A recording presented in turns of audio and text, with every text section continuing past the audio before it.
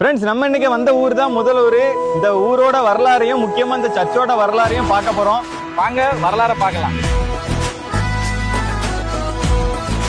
எங்களுடைய இந்த முதலூர் 1799 ஆண்டு தாவீது சுந்தரானந்தன் என்பவரால் தோற்றுவிக்கப்பட்டது.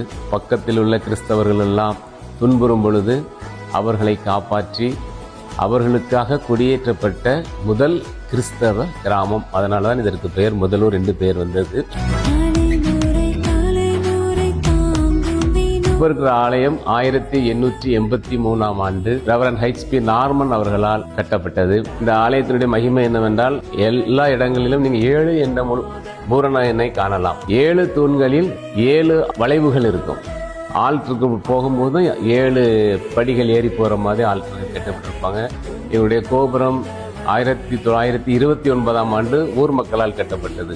நார்மன் அவர்கள் 2 தட்டோட நிப்பாட்டி விட்டாங்க. ஆலயத்தின் பிரதான வாசலில் மற்ற எல்லா வாசலையும் பார்த்தோம்னா ஆட்சிகள் 7 தான் இருக்கும். 7 குத்து விளக்கு இருக்கும், 7 மெழுகுவர்த்தி இருக்கும். இந்த ஆலயம் முழுவதும் 7 என்ற எண் வர்ற மாதிரி தான் சியம் இருக்கப்பட்டிருக்கும். எங்க ஆலயம் அழைப்பு மணி வைக்கப்பட்டிருக்கிறது. அந்த மணி இங்கிலாந்துல இருந்து கொண்டு வரப்பட்டது.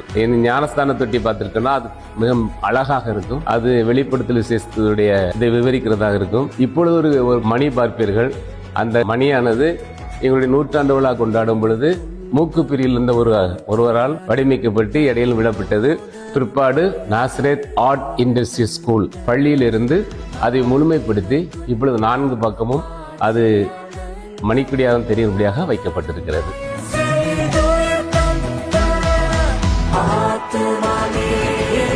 இந்த ஊரிலுடைய பெருமை என்னவென்றால் 5 நேர்த்தெருக்களை கொண்டது.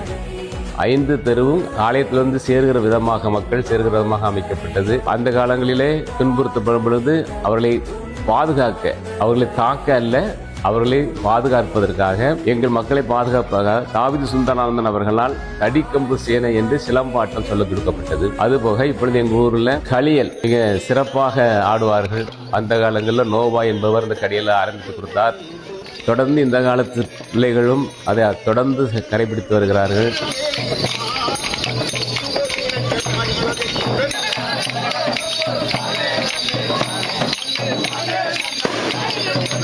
களியல் என்பது தமிழகத்தின் தலை சிறந்த கலைகளில் ஒன்று. அந்த கலை எங்கள் ஊரில் இப்பொழுது இருக்கிறது என்பது எங்களுக்கு மிகுந்த பெருமை.